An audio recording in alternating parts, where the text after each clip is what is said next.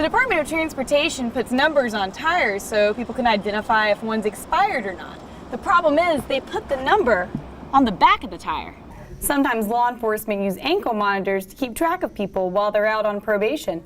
They put it around their ankle like this, but all he had to do was cut it off. Those officers set out to stop crime in these woods, but the men they arrested tell me the officers committed more crimes than they did. She posted the video to her private Facebook page. She had no idea it would go viral. Atlanta drivers are being pulled over, and it's not for bad tread on their tires or a headlight being out. They say they're being pulled over for the type of car they're driving. North Carolina, Georgia, and federal officials say Operation Something Brewing was a success. But after operation details started to surface, those so-called poachers started asking who the real criminals were. That's all me and my son is guilty of, is trying to help somebody. Walt Stansel and his son Cale said they were just trying to help a good old boy bag his first bear. I was proud for the guy that he got to get him a bear. A man who said his name is Chad Ryan had been hunting with the Stansels and their friend Jerry Parker for days with no luck. I mean, he seemed like he'd like to kill one real bad. Walt invited Chad to come to his property in Georgia to kill a problem bear. What he did was illegal, and I knew that what he did was illegal. They felt sorry for the unlucky hunter. Chad was alone in a wooded area with bait when he shot the bear. Just helped him load it onto the truck, and that was about it. It was all of about less than 10 minutes. Loading that bear became a federal offense known as the Lacey Act. And that bear hunter's name is really Chad Arnold, an undercover North Carolina game warden. Our goal here was not to make thousands of charges and put hundreds of people in jail. Our goal was to investigate complaints that we'd heard for several years. Those officers set out to stop crime in these woods, but the men they arrested tell me the officers committed more crimes than they did. They killed all the bears that was involved with us. All we did was haul them around, feed them. Jerry Parker is in the center of it all. Agents say he operated an illegal guide business in North Carolina. If they hunting poachers, they sure didn't catch any. In fact, Arnold illegally killed a 45-pound bear while he was undercover before coming to the Stansels land. If an officer is in the performance of his duty and it's part of an investigation and he's not doing it for sport or joy, and I would say it is appropriate and legal. The Stansels attorneys say they were roped into crimes they really didn't commit. Well, it's kind of like summertime hog manure. The more you stir it, the more it stinks. Georgia District Attorney Brian Rickman says arresting Georgians when officers are killing the bears just doesn't make a lot of sense. This is not a case where I could go forward and tell the community I'm making it safer by putting these folks in prison. He's not alone. North Carolina Congressman Mark Meadows has his doubts too. The allegations were a very big concern to me. He asked for a congressional investigation of the operation. I have a problem with the person that's sworn in to be a conservation officer, and he's actually out destroying the animals. Walt and Cale Stansel won't forget about the good old boy trying to get a bear. And they'll be talking about Operation Something Brewing for many, many years.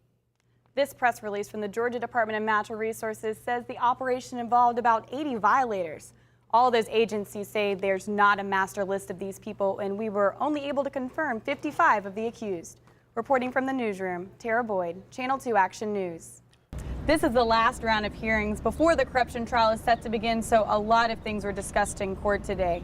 But one topic that got everybody very heated was whether a former prosecutor here would serve as a witness during the trial.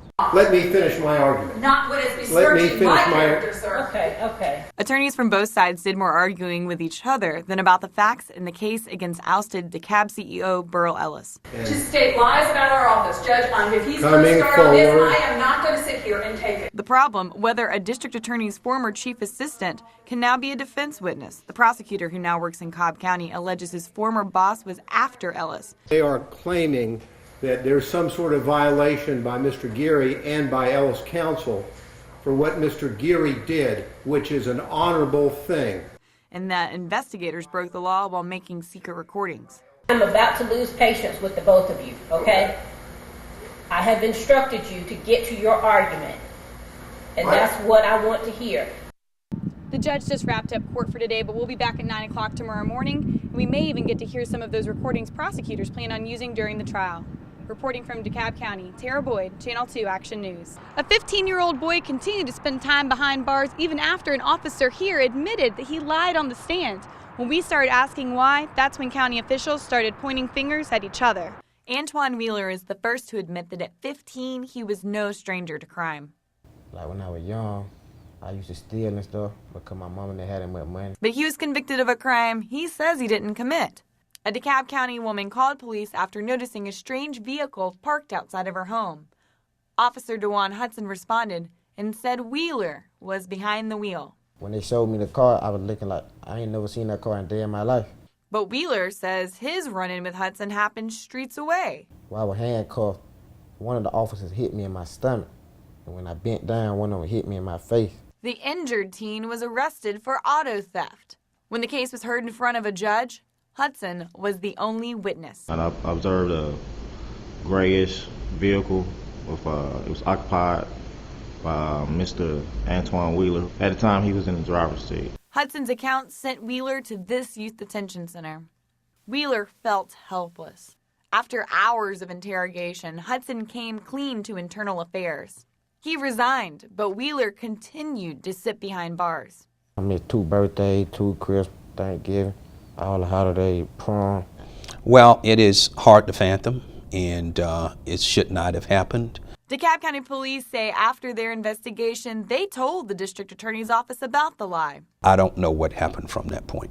The prosecutor in the case gave Channel 2 a statement that denied that information was ever shared with them. But for Wheeler, things are looking up. He's working on his GED, and some, like his attorney, are teaching him to trust again. Made me feel good, like somebody helping me, like somebody there for me. I talked to the district attorney, and he told me that he has a case against that officer right now, but those audio recordings, because of the rules, can't be used against him in court. Reporting from DeKalb County, Terah Boyd, Channel 2 Action News. A fourth whistleblower has now come forward alleging the state's Ethics Commission disrupted an investigation into Governor Nathan Deal's campaign spending. And now federal officials want to know more.